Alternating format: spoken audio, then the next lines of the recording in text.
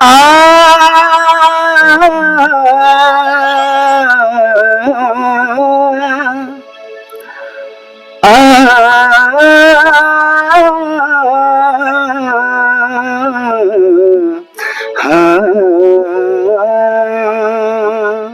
तेरे बिन जी नहीं लगना, न जाओ क्षमा मथुरा में, तेरे बिन जी नहीं लगना, तेरे बिन जी नहीं लगना वो।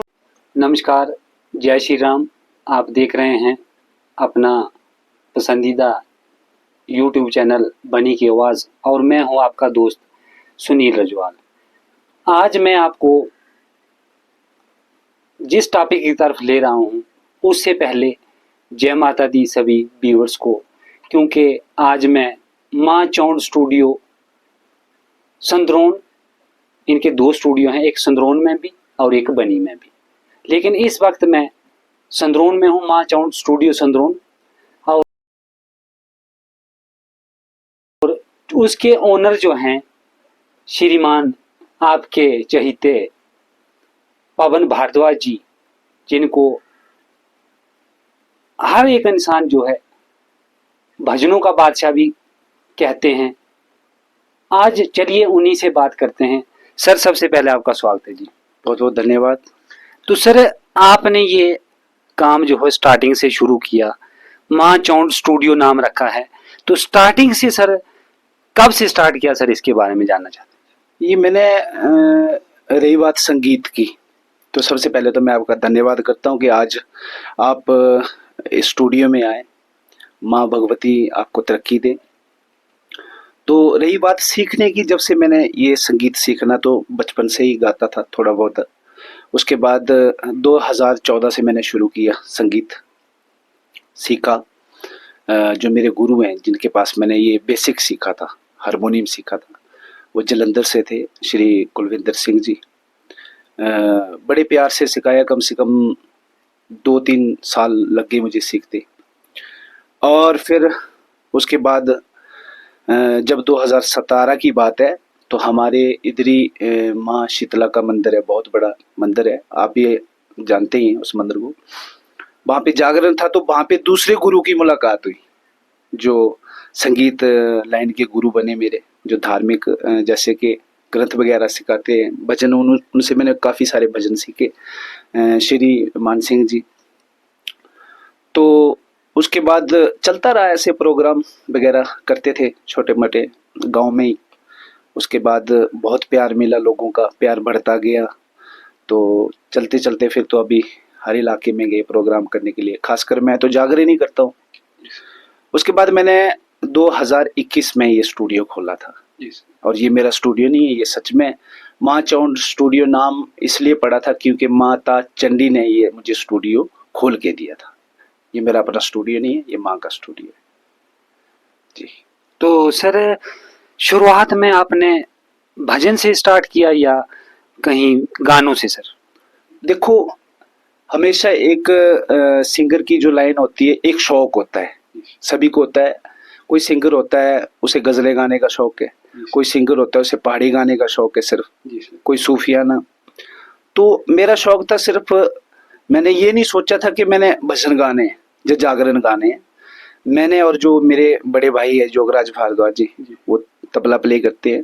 तो हमें शौक था, शौक के कारण हमने सीखा कि चलो हम घर में गाया करेंगे, गज़लें वगैरह सुनते थे तो गज़लें गाया करेंगे, बस गज़लों के लिए शौक था। लेकिन ये माँ की कृपा हुई कि उसने कहीं से कहीं पहुंचा दिया मैं। तो सर, आपने जोगराज जी का जिक्र किया, जो तबला मास्टर हैं आपके, तो उनकी सर बांसुरी भी, फ्लूट जो है वो काफी सुंदर बजाते हैं सर। उसके बारे में थोड़ा सा अगर कोई टिप्स, कोई हमारे व्यूअर्स जो सुन रहे हैं, जो कोई और शौक रखना चाहता है बांसुरी वाले, तो उनके लिए कुछ टिप्स और ट्रिक्स दें, क्योंकि आप खुद जो है वो एज एडिटर का भी काम करते हैं, राइटर का भी खुद काम करते हैं। इसका मतलब ये हुआ कि आप ऑल इन वन हैं। तो सर, फ्लूट की कुछ टिप्स। देखो, भाई की बात करूं तो वो सिर्फ फ्लूट और तबला ही नहीं बजाते, वो सभी इंस्ट्रूमेंट बजा देते हैं। कीबोर्ड हो गया, वो हारमोनियम बजाते, गाते भी हैं, आपने गाने भी उनके सुने होंगे, गाते भी हैं, वो सभी काम कर लेते हैं। मैं तो ये कहना चाहता हूँ कि देखो बनी में इस चीज़ की बहुत कमी थी, पहले बहुत कमी थी, क्योंकि जिन्हें शौक था सीखने का वो सीख नहीं पाते थे, क्योंकि सिखाने वाले थे, ऐसी बात नहीं है कि नहीं थे, पहले भी थे, लेकिन सिखाते बहुत कम थे, उन्हें भी समय नहीं मिलता होगा। तो उस कारण जब ये मैंने संगीत सीखा तो मैंने ज़्यादा, मेरी यही सोच रही कि जितने भी देखो आज भद्रवाह से, डोडा से बहुत दूर दूर जा रहे हैं, इंडिया आइडल तक जा रहे हैं, लड़के बच्चे जा रहे हैं, जम्मू से जा रहे हैं, कठुआ से जा रहे हैं, लेकिन बनी का कोई नहीं गया, है ना।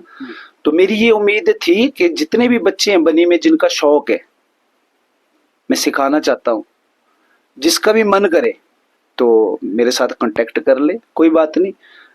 जो सीखना चाहेगा, फ्लूट सीखना चाहेगा, गिटार हो गया, ढोलक हो गया, तबला हो गया, कीबोर्ड हो गया, हारमोनियम हो गया, जो भी सीखना चाहेगा हम सिखाने के लिए तैयार हैं। तो आजकल सर युवा पीढ़ी जो है, आपने खुद देखा कि नशे की तरफ ज़्यादा ध्यान दे रही है। अगर आपकी नज़र में कोई कुछ व्यूज़ हों तो आप कहें कि नशे से छोड़कर और भी काफ़ी लाइन है, जैसे म्यूज़िक की लाइन, चाहे ड्राइंग की लाइन या आर्ट की कोई, तो उसके बारे में क्या कहना सर? देखो, नशा एक, जो भक्ति है ना वो भी एक नशा ही है, एक संगीत है वो भी एक नशा ही है ना, कोई पढ़ रहा है वो भी एक नशा ही है। उस चीज़ की लत बनाओ तो इस आदत से जरूर दूर हो जाएंगे। अगर म्यूजिक है, जैसे कि मैं म्यूजिक बजाता हूँ, तो ज़्यादा टाइम मैं यहीं पे लगाता हूँ स्टूडियो में, क्योंकि जो भी गाना आएगा उसका बनाना पड़ेगा, तो ये भी मेरे लिए एक नशा ही है। मैं बैठा हूँ यहाँ पे कर रहा हूँ काम, तो मैं इस काम में बिजी हूँ तो मैं और काम नहीं कर सकता, भूल जाऊंगा अगर काम। तो मैं ये कहना चाहता हूँ कि ये बात नहीं है कि चलो अगर कोई नशा करता है तो उसे आज अगर छोड़ना चाहता है तो उसकी जगह एक कोई अच्छा काम पकड़ ले, म्यूजिक लाइन पकड़ ले, जब कोई ऐसा काम पकड़ ले जिसमें वो 24 घंटे होते हैं, देखो दिन रात में, तो कम से कम 12 घंटे काम कर सके। तो जब 12 घंटे काम करेगा तो उसे सर टाइम नहीं मिलेगा, उस चीज से खुद दूर हो जाएगा। तो मैं तो सबसे बड़ी बात मैं ये कहना चाहता हूँ, आज माँ बाप की, है ना, वो सेवा बहुत कम हो रही है ना। सबसे पहले तो मैं कहूँगा कि जिनकी माँ बाप हैं वो बहुत खुश नसीब हैं, और माँ बाप की सेवा करें।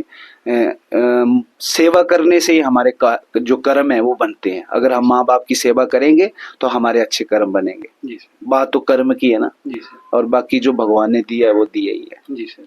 तो जो नौजवान कुछ बाथरूम सिंगर हैं, जैसे बाथरूम में गाते हैं, बाहर नहीं आना चाहते हैं, अच्छा प्लेटफॉर्म नहीं मिलता है, तो उनके लिए क्या सजेशन रहेगी सर? देखो, जो घर में गाते हैं, आपने जैसे अभी कहा कि जो घर में ही गाते हैं, एक मजबूरी भी होती है। मैं जब ये सीखने लगा तो मैं बहुत मजबूर था उस समय। मैं अगर नहीं सीखता तो मुझे उस चीज़ का दुख भी नहीं था, लेकिन मुझे खुशी इस चीज़ की है कि मैंने उस समय मेहनत की, क्योंकि मैं जॉब करता था, एक प्राइवेट जॉब होती है, वो की मैंने फैक्ट्री में। तो मुझे सुबह 8 बजे जाना पड़ता, तो 8 बजे 12 घंटे ड्यूटी करनी पड़ती है।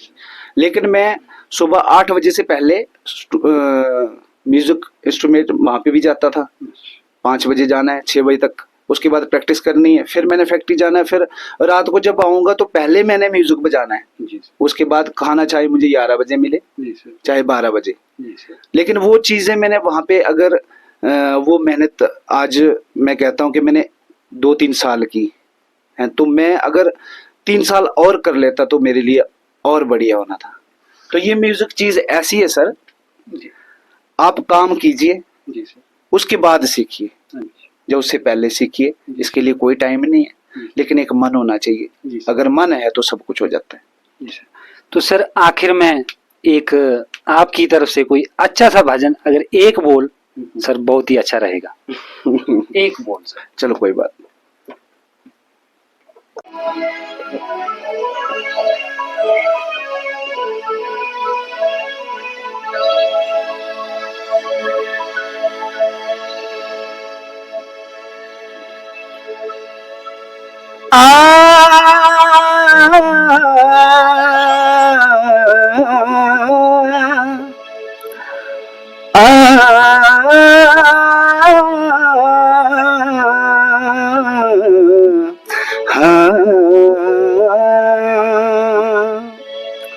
एक बोल श्री श्याम प्यारे का। तुम्हारी याद आती है, हमारी जान जाती है। तुम्हारी याद आती है, हमारी जान जाती है। न जाओ क्षमा मथुरा में, तेरे बिन जी नहीं लगना। न जाओ क्षमा मथुरा में, तेरे बिन जी नहीं लगना। तेरे बिन जी नहीं लगना, तेरे बिन जी नहीं लगना।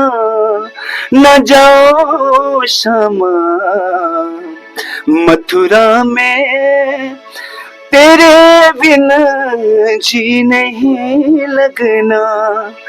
तेरे बिन जी नहीं लगना। बहुत बहुत शुक्रिया सर। आगे जब भी मौका मिलेगा तो जरूर दूसरी बार सर आपके पास जरूर आएंगे सर। बिल्कुल सर, बहुत बहुत धन्यवाद जो आप आए, और आपसे कई लोगों को सीखने के लिए मिलेगा। जिनका मन होगा तो वो उसमें नीचे मेरा नंबर दे देना। जिसका भी मन हो सीखने के लिए मैं तैयार हूँ। जय माता दी।